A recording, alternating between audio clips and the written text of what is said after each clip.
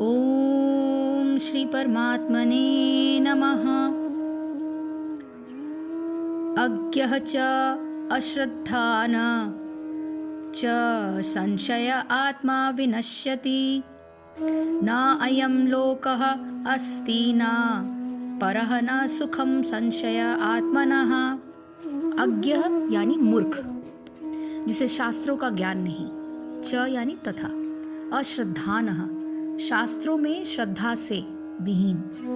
च यानी भी या तथा। संशय यानी शंकाग्रस्त। आत्मा व्यक्ति। विनश्यति गिर जाता है। न अयम इस लोकः जगत में। अस्ति है। परः अगले जीवन में। न यानी नहीं। सुखम सुख। संशय संशयग्रस्त आत्मनः व्यक्ति के लिए।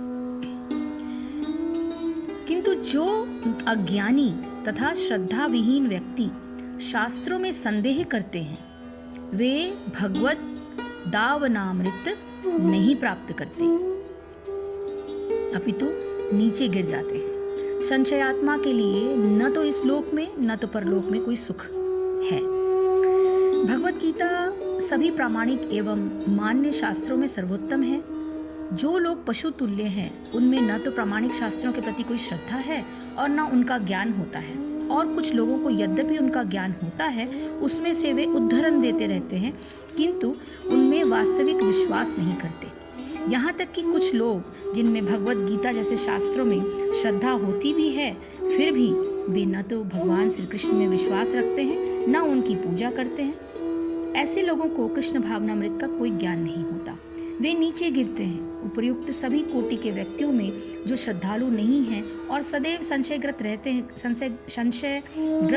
हैं, वे तनिक भी उन्नति नहीं कर पाते। जो लोग ईश्वर तथा उनके वचनों में श्रद्धा नहीं रखते, उन्हें न तो इस संसार में और न भावी लोगों में कुछ हाथ लगता है।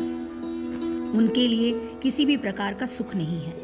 अतः मनुष्य को चाहिए कि श्रद्धा भाव से शास्त्रों के सिद्धांत का पालन करे और ज्ञान प्राप्त करे।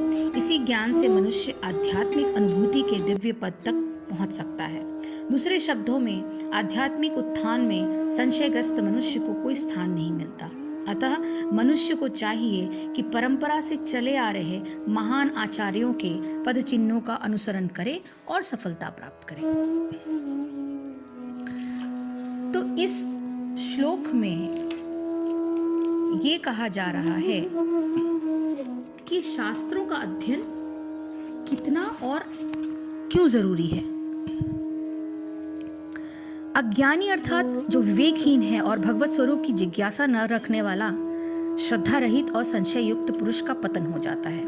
उनमें भी संशय युक्त मनुष्य के लिए न तो यह लोक और न ही परलोक में सुख होता है। अपने अनुभव का आदर करना ही विवेक का लक्षण है। प्रत्येक मनुष्य अपने चारों ओर रहने वाले मनुष्य की मृत्यु होते देखता है। ये देखकर भी वो यह सोचता है कि वो सदैव बना रहेगा और अपने द्वारा अर्जित भोगों का भोग करता रहेगा।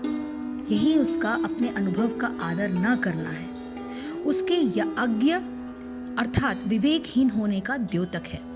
इसके अतिरिक्त अपने चारों ओर के संसार की परिस्थितियों में निरंतर होने वाले परिवर्तन को भी वह देखता है, परंतु उन परिस्थितियों पर उसका कोई वश नहीं होता। फिर भी अपने इस अनुभव का आदर न करके साधारण मनुष्य ये सोचा करता है कि किसी विशेष परिस्थिति और व्यक्ति से उसे सुख अथवा दुख की प्राप्ति होती है। वो यह नहीं सोचता कि जीवन में आने वाले प्रत्येक भोग उसके ही पूर्वकृत कर्म का फल है। साधन और साध्य में श्रद्धा न होने के कारण साधन में उसकी तत्परता से ढुलमुल रहती है, मतलब बैलेंस नहीं रहता। दिमाग जो है कभी इधर कभी उधर लुढ़कता है। बुद्धि की एकाग्रता न होने के कारण कामनाएं उसके चित्त को सदैव उद्वेलित करती रहती है। वो कामनाओं से ग्रस्त होता है। पैसा चाहिए, इधर जाना है, उधर जाना है, किसी भी जगह पे उसका मन नहीं लगता। उसकी बुद्धि जो है भागती है, एकाग्र नहीं होती।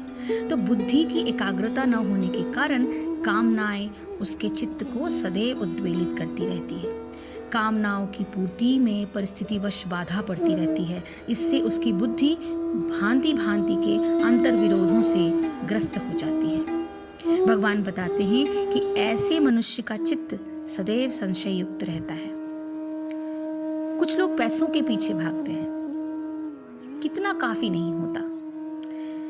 कभी मन जो है ये पाना चाहता है, कभी गाड़ी, कभी मकान, कभी अलग अलग मनुष्य के मन में अलग अलग तरह की भावनाएं जो उन्हें उकसाती हैं कामनाओं के पीछे। उन पे उनकी एकाग्रता नहीं रहती, उनको समझ नहीं होती कि ये आखिर कब तक, ये क्षणभंगुर चीजें कब तक, और इससे उसकी बुद्धि भांति भांति के अंतर विरोधों से ग्रस्त हो जाती है।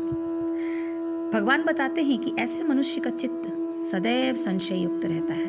किसी विषय में परस्पर विरोधी विचार उठने से मन में उथल पुथल होने लगती है। ऐसा मन कभी कुछ सोचता है और कभी उसके विपरीत सोचता है।